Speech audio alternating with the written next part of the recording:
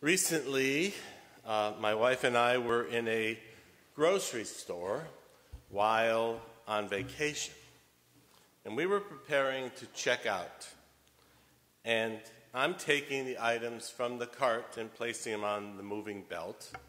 And behind us is a young mother with two small children. The little one is a toddler, and he's inside the seat that's inside the grocery cart. And then there is a little boy of about 4 years old that is freestanding on his own, untethered. And apparently at some point this little boy has picked up candy that he hopes his mother is going to pay for and let him have. And she is repeatedly telling this child to put it back where it was found. And with every repetition of this command, I can hear that there's another level of frustration in her voice, which he is ignoring. And at this point, I'm done emptying out my cart, and I put that little plastic divider thingy down, and I'm moving our cart forward. And the mother is clearly seeing that things are about to transition. In a moment, she's going to have to start emptying her cart. It's going to be time to pay and get things bagged and out to the car. And she has had it with this little boy. And so she leans down and she says, "Ryan, I have told you, and now I'm telling you for the last time, put that back on the shelf where you found it. Now. Now." And little Ryan goes berserk. Absolutely bonkers. I'm telling you, it was a full-on meltdown on the floor of the grocery store. That little boy got down on his hands and his knees. He's crying. He's screaming. He has that kind of strangled sound coming out of his mouth. And all of us are now riveted. What is she going to do with this child? And then in the midst of the peak of this tantrum, he's crying, he's yelling, he's kicking, he's screaming. And at that point, he stops, says to his mother, "Can you guess what? I hate you."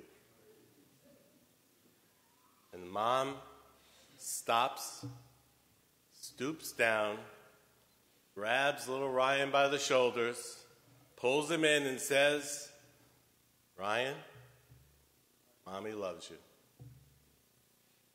And the child just looked at her, smiled, and crisis was averted. And I wondered, what does it take for someone to experience that kind of verbal abuse and anger and then forgive unconditionally? I once read a quote that might help us better understand what happened in that store, and it says, "I have never seen anyone corrected through anger, but always through love." And for me, it was a perfect experience of a mother's forgiveness and love for a child, reflecting God's forgiveness and love for each and every one of us. This is the final week of our homily series we have called Baggage. At the beginning of this new year, we want to start fresh. But if we don't deal with the past, if we're holding onto a bunch of baggage, then it's very difficult for us to move forward. We can go further, we can go faster, if we are willing to deal with the baggage of our past, whatever that baggage may be. During January, we have reflected on the fact that forgiveness is what is needed to let go of that baggage. We reflected on forgiveness and what it is, and connected forgiveness to God's desire that it be extended to the ends of the earth. We reflected on the fact that forgiveness is not natural, it's supernatural. God has forgiven each of us first. And this is really where forgiveness begins. That's why Jesus taught us to pray the Our Father. Forgive us our trespasses as we forgive those who trespass against us.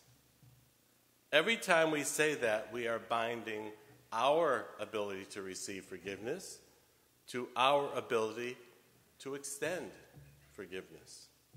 You cannot live in God's peace and love and joy if there's anger and resentment in your hearts.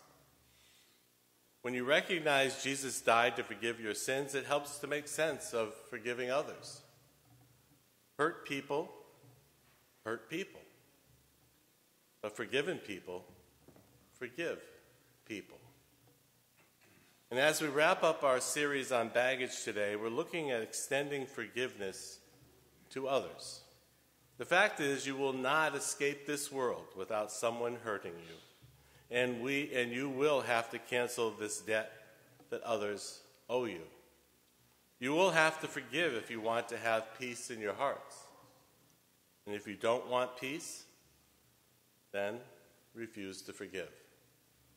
When we deny the need to forgive or refuse to forgive, we're simply choosing to carry around this anger, bitterness, and resentment in our hearts. To carry that baggage around with you every day, it only drags you down.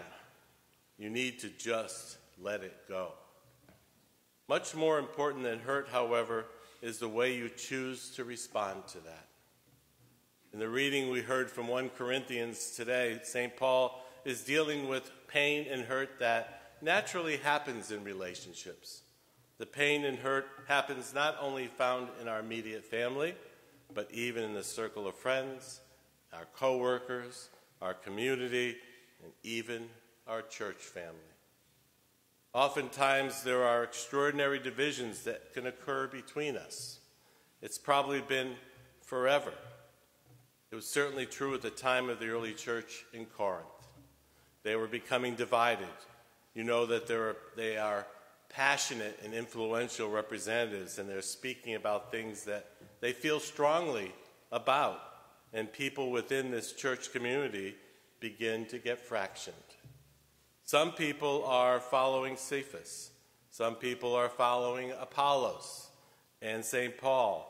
And in that letter you heard proclaimed today, Paul is encouraging them to stop surrendering to divisions between them and to begin to work together.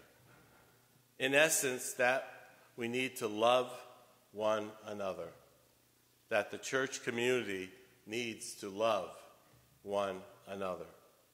Our Holy Father, Pope Francis, wrote in The Joy of the Gospel that we need to put aside all rivalries and conflicts which we may have with one another. And St. Paul echoes that in today's second reading, where he says, "Let there be no divisions among you, but be united in the same mind and in the same purpose."